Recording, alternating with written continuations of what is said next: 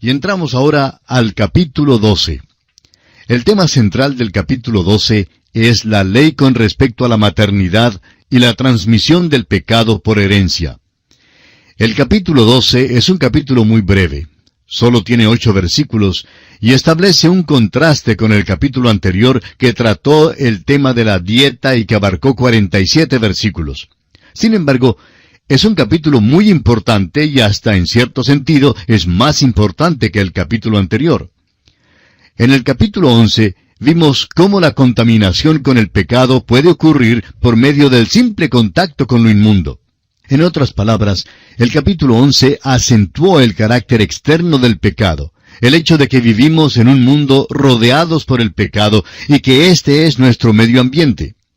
Ahora bien, este capítulo hace énfasis especial en el carácter interno del pecado. No es que llegamos a ser pecadores solo por medio del contacto con lo inmundo, sino que somos pecadores de nacimiento. La misma naturaleza que heredamos es una naturaleza caída y pecaminosa. El rey David dijo en el Salmo 51, versículo 5, «He aquí, en maldad he sido formado, y en pecado me concibió mi madre».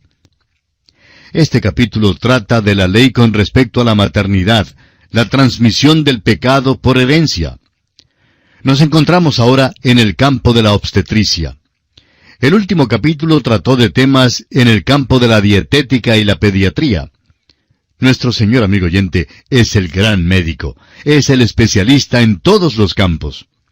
Los pueblos paganos tenían ciertas ideas y nociones supersticiosas en cuanto a la inmundicia de las mujeres en el parto.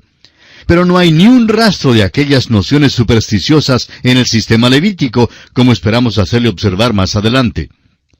También era una práctica de la sociedad pagana darle a las mujeres siempre un puesto inferior a los hombres.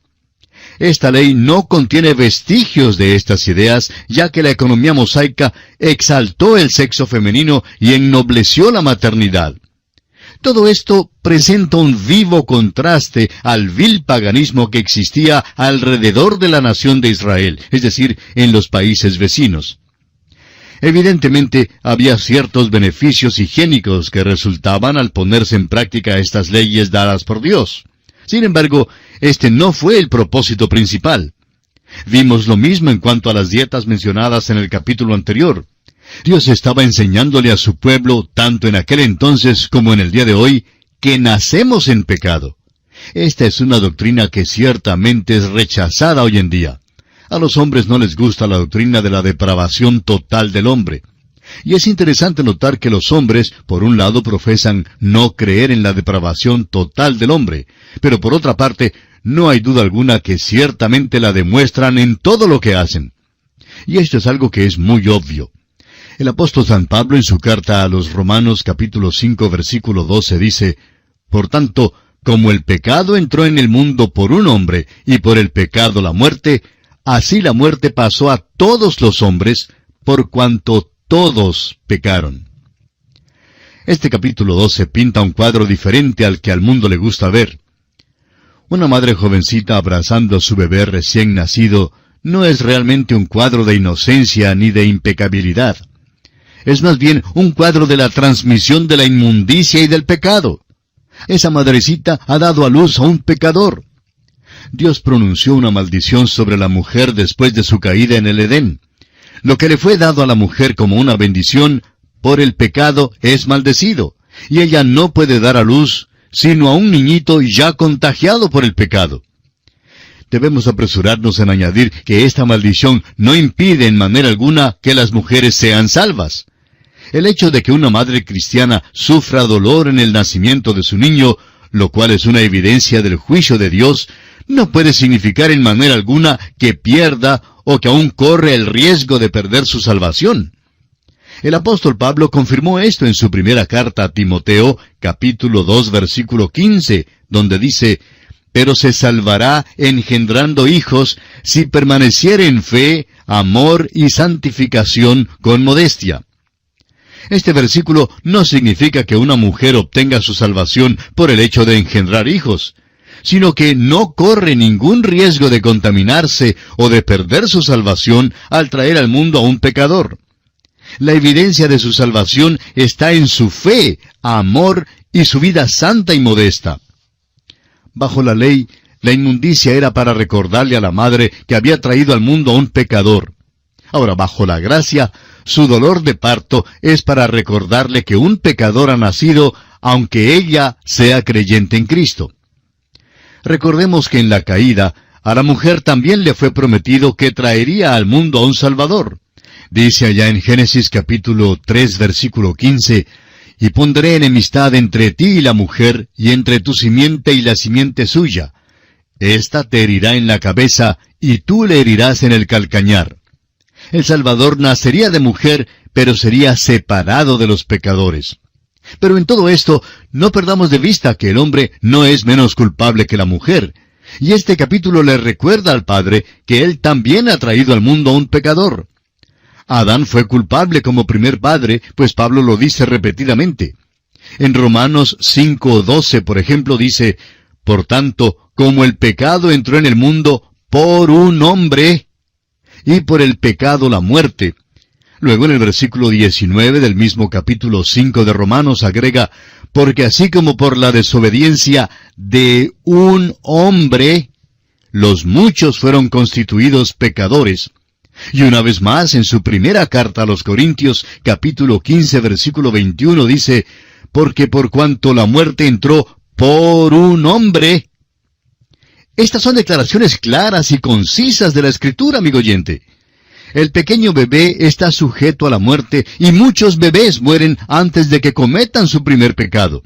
Mueren porque Adán pecó y han heredado la naturaleza pecaminosa. Veamos ahora brevemente un bosquejo de este capítulo 12 de Levítico. El tema central es los hijos de Dios. Y analizaremos este tema bajo los siguientes aspectos. En primer lugar, la purificación de la madre cuando da a luz un hijo varón, versículos 1 al 4. En segundo lugar, la purificación de la madre cuando da a luz una hembra, versículo 5. Y en tercero y último lugar, la purificación de la madre al ofrecer un sacrificio de expiación, en los versículos 6 al 8. Comencemos entonces con el primer aspecto, esto es, la purificación de la madre cuando da a luz un hijo varón. Leamos los primeros 2 versículos de este capítulo 12 de Levítico.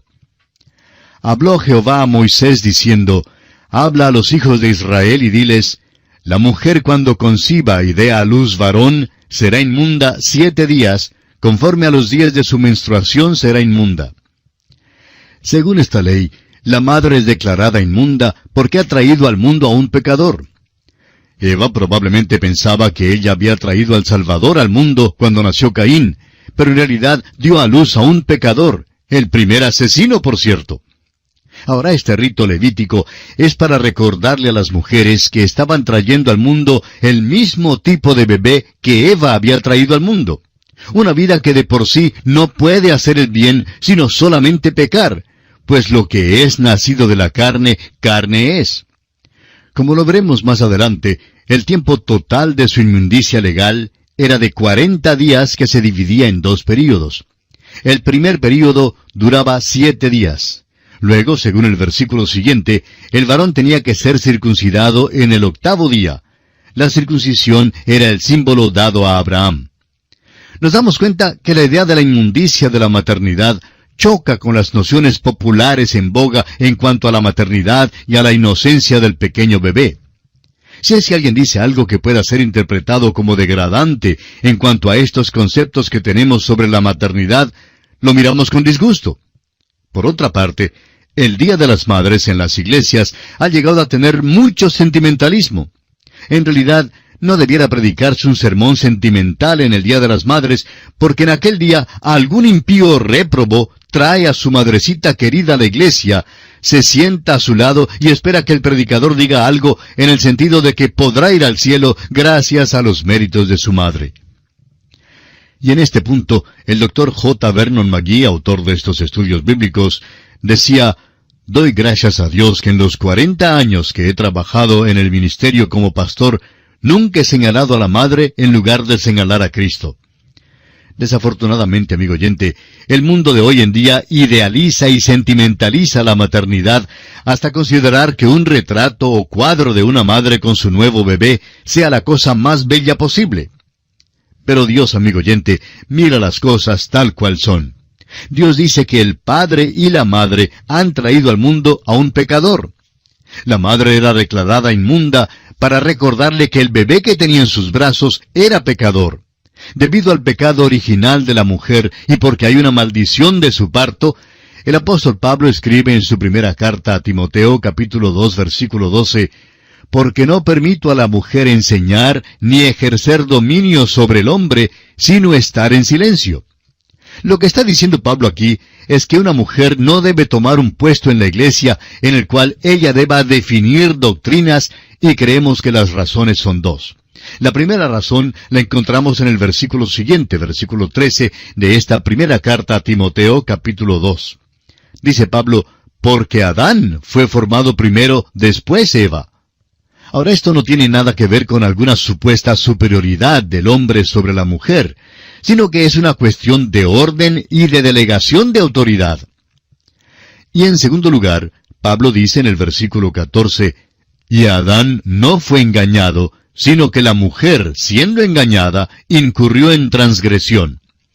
La mujer fue la primera en caer en la transgresión, y entonces el hombre la siguió a sabiendas, mientras ella había pecado sin darse cuenta de su transgresión. Como ya lo hemos dicho, la madre cristiana no pierde ni arriesga a perder su salvación por el hecho de haber traído al mundo a un pecador. Pero tampoco significa que los hijos sean salvos por el solo hecho de que su madre sea salva. Sin embargo, hay algunos que tratan de interpretar en este sentido la declaración del apóstol Pablo al carcelero de Filipos cuando le dijo en Hechos 16:31, «Cree en el Señor Jesucristo y serás salvo, tú y tu casa». Creen que solo por el hecho de que la madre o el padre sean creyentes, los hijos automáticamente pueden ser salvos. Pero la verdad, amigo oyente, es otra muy distinta. Bien, lamentablemente nuestro tiempo se ha agotado y tenemos que suspender aquí por esta oportunidad. Continuaremos este interesantísimo tema, Dios mediante, en nuestro próximo programa. Será pues, hasta pronto, que Dios le bendiga, es nuestra más ferviente oración. Continuamos hoy, amigo oyente, nuestro estudio del capítulo 12 del libro de Levítico. Y decíamos al concluir nuestro programa anterior que la madre era declarada inmunda aquí para recordarle que el bebé que tenía en sus brazos era pecador. Debido al pecado original de la mujer y porque hay una maldición sobre su parto, el apóstol Pablo escribe en su primera carta a Timoteo, capítulo 2, versículo 12, «Porque no permito a la mujer enseñar ni ejercer dominio sobre el hombre, sino estar en silencio». Lo que el apóstol Pablo está diciendo aquí es que una mujer no debe tomar un cargo en la iglesia en el cual ella deba definir doctrinas. Y dijimos que creíamos que las razones son dos. En primer lugar, como lo dice el versículo 13 de 1 Timoteo capítulo 2, «Porque Adán fue formado primero, después Eva». Ahora, esto no tiene nada que ver con alguna supuesta superioridad del hombre sobre la mujer, sino que es más bien una cuestión de orden y de delegación de autoridad.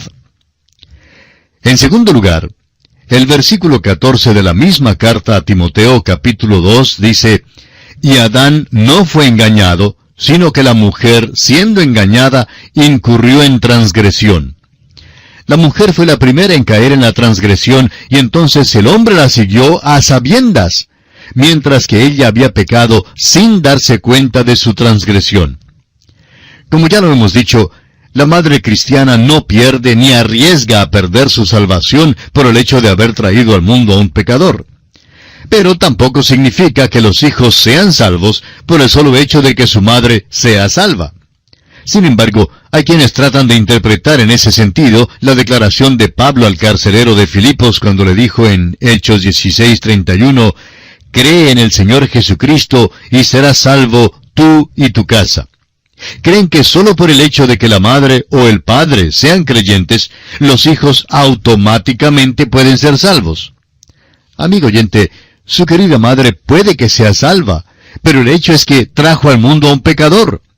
Cuando mi querida madre me trajo al mundo, todo lo que trajo al mundo era unos 3 kilos y más de pecado. Y esto lo perdemos de vista hoy en día. Hay demasiados padres que creen que están criando una cosa preciosa, que hasta cierto punto es un cruce entre una orquídea y una pieza de porcelana fina.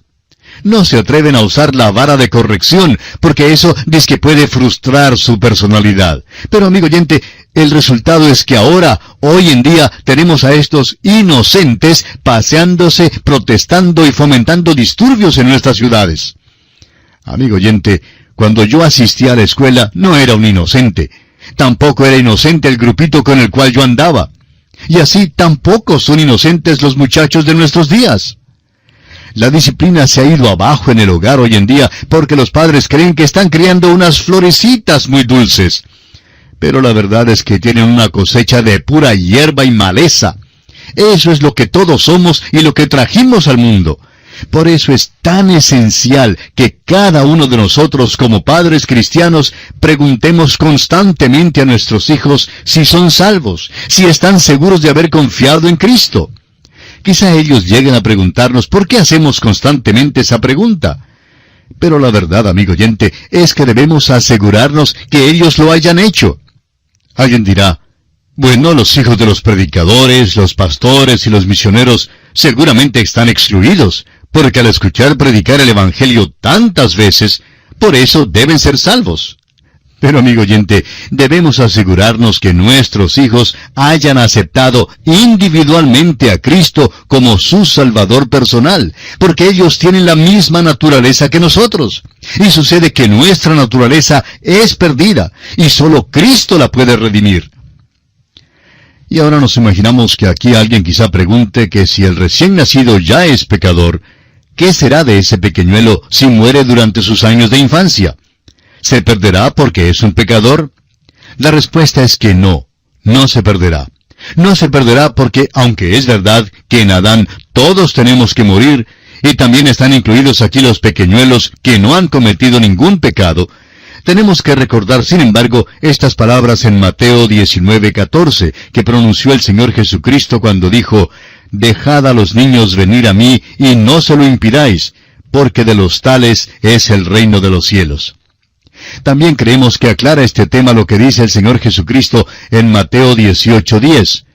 Mirad que no menospreciéis a uno de estos pequeños, porque os digo que sus ángeles en los cielos ven siempre el rostro de mi Padre que está en los cielos.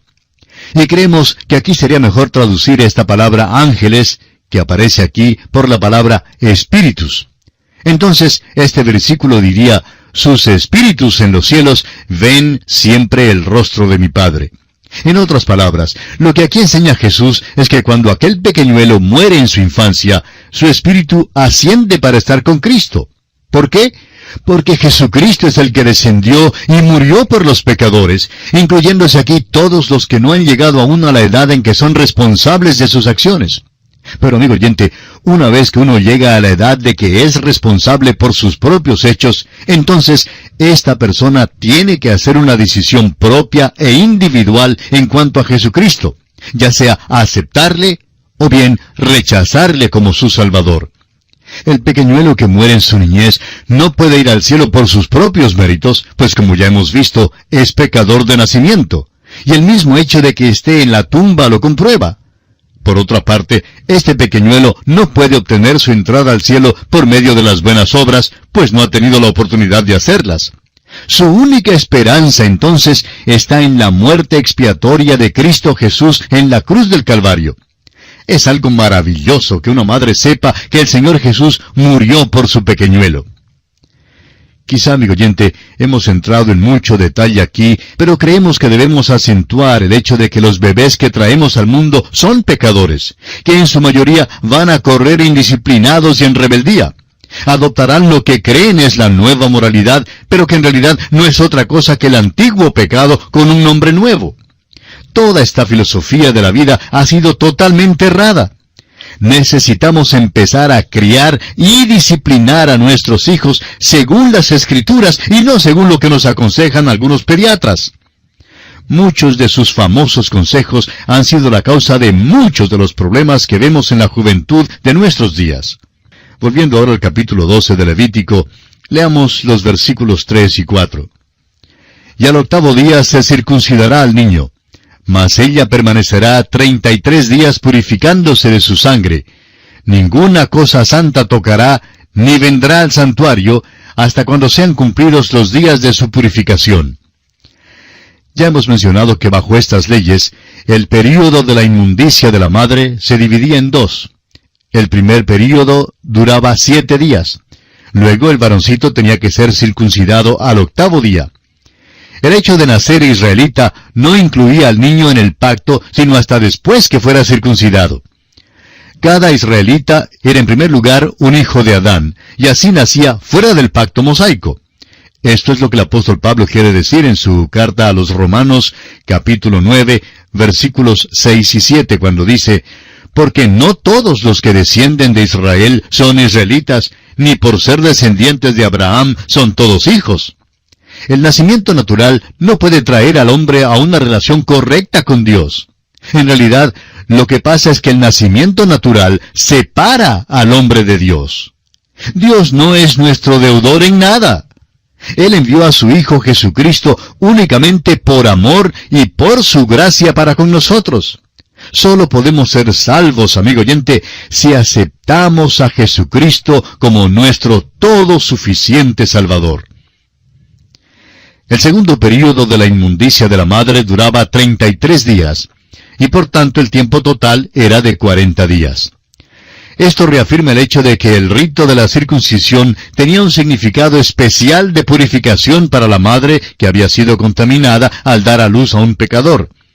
Sus primeros 7 días recuerdan a la madre que es descendiente pecaminosa de Adán, y así la circuncisión era la forma en que Dios dijo en el Nuevo Testamento: «Dejad a los niños venir a mí y no se lo impidáis». La circuncisión del varoncito quitaba esa parte del pecado de su madre. Su aceptación significaba también la aceptación de ella. Sin embargo, la madre debía recordar que todavía era pecadora y que requería 33 días más para su purificación. Es interesante notar que Jesús fue circuncidado al octavo día. En el Evangelio según San Lucas, capítulo 2, versículos 21 al 23, leemos: Cumplidos los 8 días para circuncidar al niño, le pusieron por nombre Jesús, el cual había sido puesto por el ángel antes que fuese concebido. Y cuando se cumplieron los días de la purificación de ellos, conforme a la ley de Moisés, le trajeron a Jerusalén para presentarle al Señor, como está escrito en la ley del Señor: todo varón que abriere la matriz será llamado santo al Señor. María reconoció que era pecadora, aunque había dado a luz a un Salvador santo y sin pecado. María también tuvo que aceptar a Cristo Jesús como su propio Salvador. Y Jesús fue circuncidado para cumplir la ley de Moisés. Él vino, amigo oyente, para cumplir la ley y no para destruirla. Nació bajo la ley y así se identificó perfectamente con su pueblo. Y pasamos ahora a considerar el siguiente aspecto en este capítulo 12. La purificación de la madre al nacer una hembra. Leamos el versículo 5 de este capítulo 12 de Levítico. Y si diere a luz hija, será inmunda 2 semanas, conforme a su separación, y 66 días estará purificándose de su sangre. El tiempo es doble para la purificación después de nacer una hija. No sabemos por qué esto era así, pero evidentemente la circuncisión del varoncito tenía algo que ver con la reducción de los días necesarios para la purificación y descargaba algo de la maldición. Pero ahora en nuestros tiempos, la gracia nos trae a un nuevo día. El apóstol Pablo dice en su carta a los Gálatas, capítulo 3, versículos 27 al 29, «Porque todos los que habéis sido bautizados en Cristo, de Cristo estáis revestidos. Ya no hay judío ni griego, no hay esclavo ni libre, no hay varón ni mujer, porque todos vosotros sois uno en Cristo Jesús. Y si vosotros sois de Cristo, ciertamente linaje de Abraham sois, y herederos según la promesa». Y el último aspecto en consideración aquí en el capítulo 12 de Levítico es la purificación de la madre al ofrecer un sacrificio de expiación. Leamos los versículos 6 al 8. Cuando los días de su purificación fueren cumplidos, por hijo o por hija, traerá un cordero de 1 año para holocausto y un palomino o una tórtola para expiación a la puerta del tabernáculo de reunión al sacerdote. Y él los ofrecerá delante de Jehová, y hará expiación por ella, y será limpia del flujo de su sangre. Esta es la ley para la que diere a luz hijo o hija. Y si no tiene lo suficiente para un cordero, tomará entonces 2 tórtolas o 2 palominos, uno para holocausto y otro para expiación. Y el sacerdote hará expiación por ella, y será limpia. La madre traía a Dios un holocausto y una ofrenda por el pecado, y el sacerdote lo ofrecía por ella. No podía ser salva por el solo hecho de traer un hijo al mundo. Tenía que ofrecer un sacrificio. Hoy en día, una madre tiene que confiar en el Señor Jesucristo como su Salvador personal. Recordado esto, ella debe criar a su hijo tomando en cuenta que es un pecador que necesita también aceptar a Cristo. ¿Cuánta falta nos hace esto en el hogar de hoy en día, amigo oyente? Usted recordará que cuando Jesús nació, su madre ofreció tórtolas porque los pobres podían traerlas como ofrenda. Tuvo que tener su ofrenda porque ella era pecadora. Pero note usted que no hubo ninguna ofrenda por el Señor Jesús. En todas las Escrituras no encontramos que ninguna ofrenda jamás se hubiera ofrecido por el Señor Jesús. Y es que Él es sin pecado.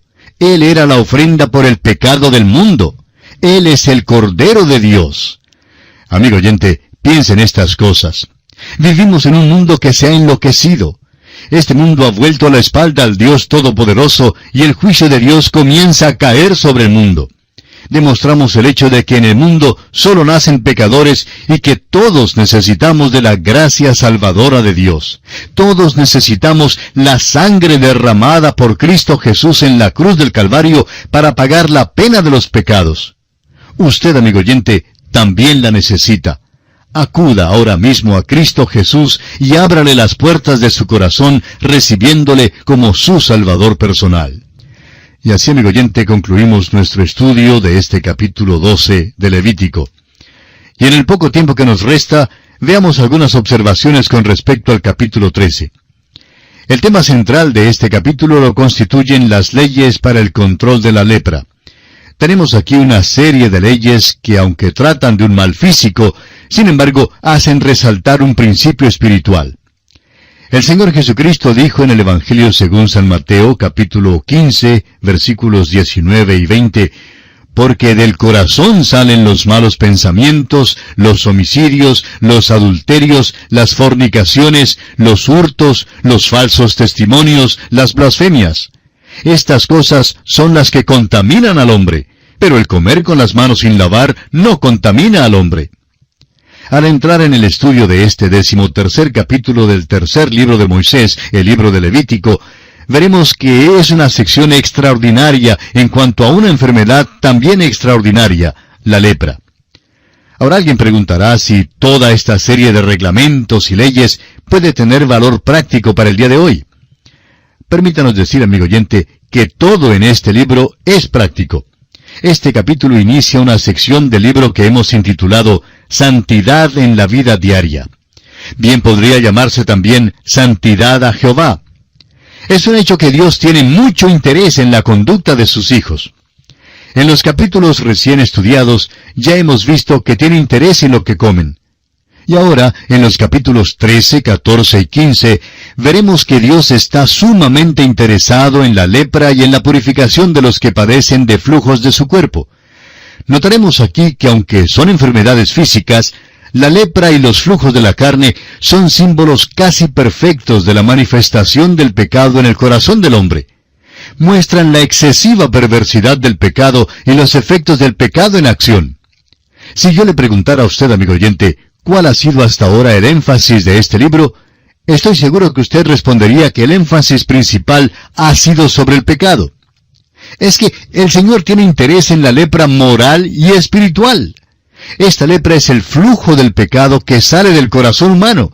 tal como es mencionado en el Evangelio según San Mateo, capítulo 15, versículo 11, donde leemos: «No lo que entra en la boca contamina al hombre, mas lo que sale de la boca, esto contamina al hombre». En el corazón de este libro, que tiene como tema principal la adoración a un Dios santo, se encuentra esta sección extensa sobre la lepra y sobre los flujos de la carne. La inmundicia y la repugnancia del pecado son simbolizadas por la lepra. El desespero que causa el pecado y su carácter mortífero se describen con exactitud por medio de esta enfermedad. Así es que, amigo oyente, esto es lo que nos espera al estudiar el capítulo 13 de Levítico. Le invitamos, pues, para nuestro próximo programa. Será, pues, Dios mediante, hasta nuestro próximo programa. Es nuestra oración que Dios le bendiga copiosamente.